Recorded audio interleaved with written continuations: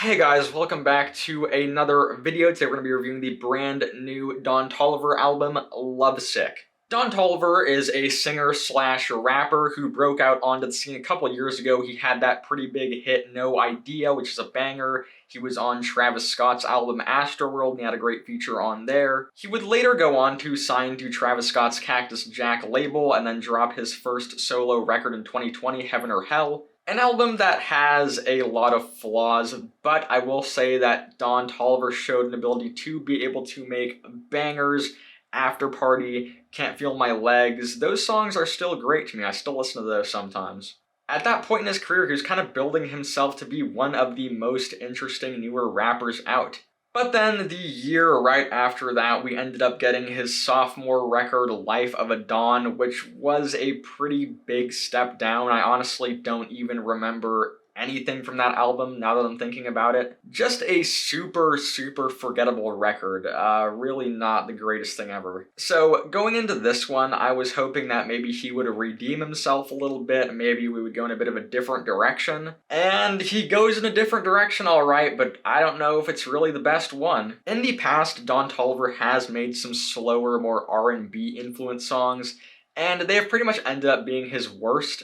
And sadly, this entire album is just songs like that. Just looking at these singles that we got for this thing, I was not excited at all. We had Do It Right, which is just a super generic, like, auto-tuned R&B song. Very boring. And then we had For Me featuring Kali Uchis, which is kind of all over the place. The chorus sucks. I don't know where the songwriting went. I like the Kali Uchis part, but the rest of the song is just so unremarkable. It's kind of a mess too. Like, I don't know what happened here. We had the last single, Leave the Club, which was easily the worst one. Don Toliver just sounds annoying on this one. There is a Lil Durk feature, and usually Lil Durk elevates tracks that he's on as a feature, and he just couldn't even do anything here. It's just a very bad song. We do have a beat switch at the end though where Glorilla comes in, and I actually like this part. Don Toliver sounds good here, Glorilla's verse is good,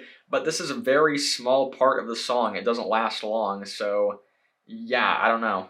After hearing that, it was not looking good for this album. And now that we have the whole thing here, it's really just like the most unremarkable thing I have heard in a minute. Pretty much every single track follows the same formula of generic R&B beats, auto-tuned singing that just doesn't set Don Toliver apart from anybody else, and just not very catchy hooks or choruses anywhere. I am just so tired of these rappers/singers who feel like the only direction to go in is R&B, because every goddamn time it is just the same boring, generic shit. Like, can we knock it a little bit crazy with it? Make a fucking synth pop album, make like a punk album or something different. Because even if you make something different and it's bad, I'm at least going to commend that artist for trying something different, and I'm gonna hope that they improve in the future. But when you go in this super safe and boring direction, I am just sitting here like confused as to what the point is. Is it trying to get sales? Is it trying to be marketable? Because he's getting sold out by Yeet as I'm recording this thing, so I don't know if that was the goal here. It's not working. It's just way too safe, and like I've said a million times in this video, it's boring. The features don't even do a lot to save this thing either. There's a song with Future and Justin Bieber where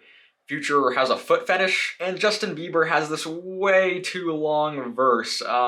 Yeah, Justin Bieber, he's not a good artist, and he's not good here either. I will say though, there is some improvement near the end. I think that Bus Stop with Brent Faiyaz is actually a good song. I like the Blackstreet sample. It's really the only song here with any energy or life. Like I said, the sample is good, Don Toliver's interpolation of the sample is good, the verses are alright, Brent Faiyaz coming in at the end is cool. All around, just a solid song. I wish that he would sound more alive like this on the rest of the songs here. We also have the closer, Encouragement, which has a much more interesting instrumental than a lot of the songs on here. I like Don Toliver's rapped verse at the end. All around, just a decent track. But yeah, this thing is just so, like, nothing. With that being said, though, look, the production is fine. There are no, like, crazy production blemishes. The album isn't, like, cringe or anything. It's not, like, offensively bad or anything like that. It's just so boilerplate, and and bland. I am going to give it a 3 out of 10.